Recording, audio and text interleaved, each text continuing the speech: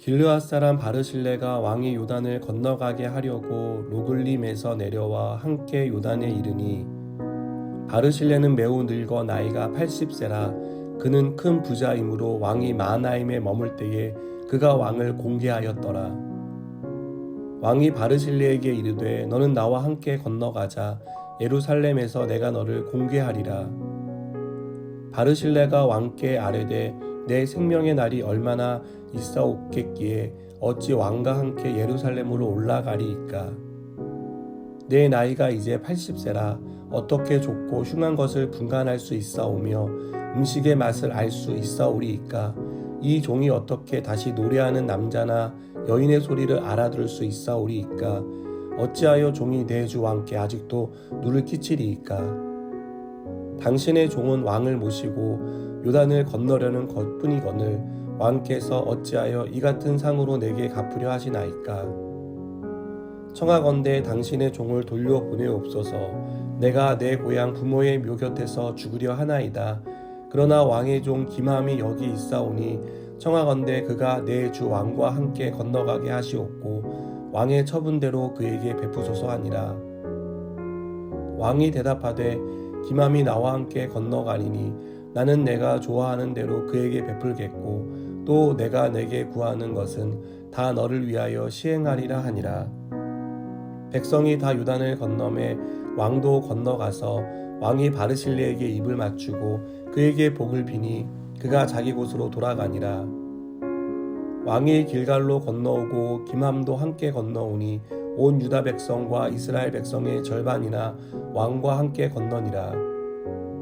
온 이스라엘 사람이 왕께 나와 왕께 아뢰되 우리 형제 유다 사람들이 어찌 왕을 도둑하여 왕과 왕의 지방과 왕을 따르는 모든 사람을 인도하여 요단을 건너가게 하였나이까 하매 모든 유다 사람이 이스라엘 사람에게 대답하되 왕은 우리의 종친인 까닭이라. 너희가 어찌 이 일에 대하여 분내느냐. 우리가 왕의 것을 조금이라도 얻어 먹었느냐. 왕께서 우리에게 선물로 주신 것이 있느냐. 이스라엘 사람이 유다 사람에게 대답하여 이르되 우리는 왕에 대하여 10몫을 가졌으니 다윗에게 대하여 너희보다 더욱 관계가 있거늘 너희가 어찌 우리를 멸시하여 우리 왕을 모셔 오는 일에 먼저 우리와 의논하지 아니하였느냐 하나 유다 사람의 말이 이스라엘 사람의 말보다 더 강경하였더라. 아멘.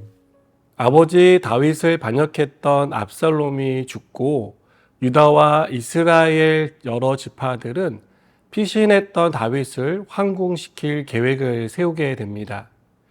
좋은 취지에서 시작된 다윗의 예루살렘 황궁은 10지파로 구성된 이스라엘 사람들이 불만을 제기함으로 어려움을 겪게 되었습니다. 이스라엘 사람들은 유다 사람들이 왕을 도둑질해 갔다고 생각했습니다. 그들이 이렇게 생각한 것은 다윗 왕에 대한 환심을 사려는 목적이 있고 유다 사람들을 폄훼함으로써 주도권을 가져오려는 것이었습니다. 다윗이 예루살렘으로 돌아오면 이 일에 대해 노고를 치야 하는 농공 행상을 할 텐데 그때 유리한 위치를 점유하고 싶었던 것입니다. 그래서 이스라엘 사람들은 유다 사람들을 경계했습니다. 그들에게 더 많은 몫이 돌아갈까 봐 걱정했습니다. 이런 이스라엘 사람들의 태도에 대해 유다 사람들이 어떻게 대답합니까?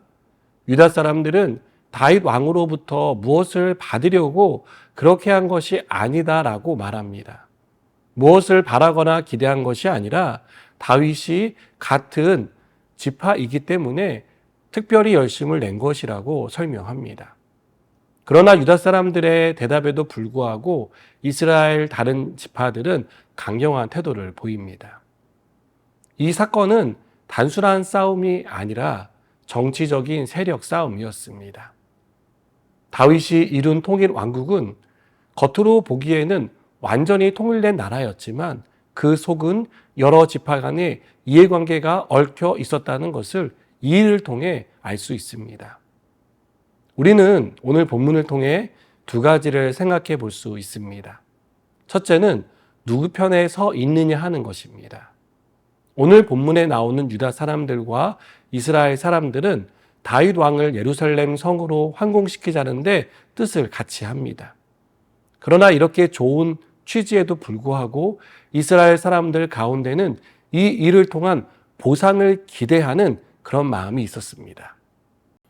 그래서 자신들의 권리를 주장하고 유리한 위치를 선점하기 위해 애를 씁니다.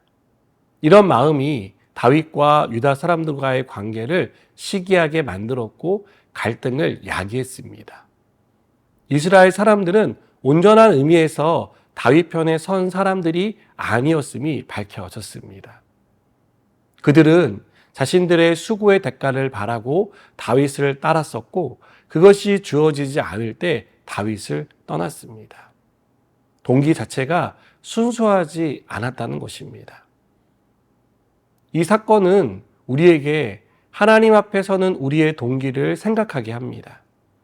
하나님 앞에 선 우리의 동기가 올바르지 않으면 우리는 하나님의 편에 서야 할 때 하나님께 등을 돌리는 결정을 하게 될 것입니다. 단지 하나님을 섬기는 것이 현세의 복을 받는 것에 있다면 그 복이 주어지지 않을 때 얼마든지 하나님을 등지거나 다른 것에 관심을 가질 수 있다는 얘기입니다. 여러분, 우리는 하나님의 자녀입니다. 어떤 순간에도 하나님의 편에 서야 하는데 그 편에 설 때 우리의 마음과 태도는 어떤 대가를 바라거나 혹은 무언가 우리에게 주어지기를 기대하는 그런 마음이 아니라 유다 백성들의 마음과 같았으면 좋겠습니다. 둘째는 동역에 대한 개념을 바로 세워야 한다는 것입니다. 동역은 함께하는 것입니다. 어떤 대가와 희생이 따른다 해도 그것을 기꺼이 감내하겠다는 다짐과 각오가 있어야 동역을 할 수 있습니다. 이익이 될 때만이 아니라 손해가 되고 기쁘고 즐거울 때만이 아니라 슬프고 어려울 때도 함께하는 것이 동역입니다. 바울은 우리를 하나님의 동역자라고 말합니다. 우리를 동역자 삼으신 하나님은 우리를 하나님의 귀한 일을 하는데 부르셨습니다. 사명을 주셨고 그 사명을 감당하며 살아가기를 바라십니다. 우리가 하나님의 일에 참여하고 있다는 사명감을 가지고 동역하는 사람들이 되었으면 좋겠습니다. 우리가 섬기는 일은 하나님이 기뻐하시고 또 우리의 섬김을 통해 하나님의 나라가 확장되는 일에 귀하게 쓰임받는다는 이 사실을 꼭 기억하기를 바랍니다.